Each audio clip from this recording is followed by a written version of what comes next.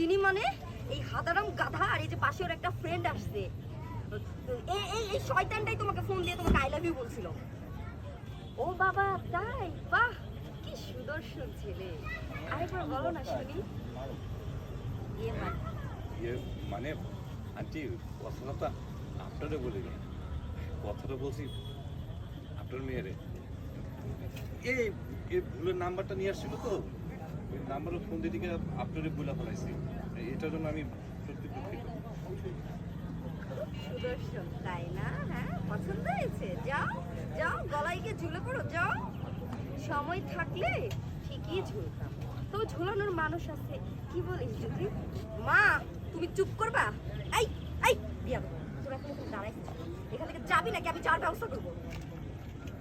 Aunty আসি না, এটা না? আমরা তাহলে আসি, আমরা তাহলে যাই। হ্যাঁ আন্টি আমরা তাহলে যাই। যাই বলতে হয় না বাবা, বলো আসি।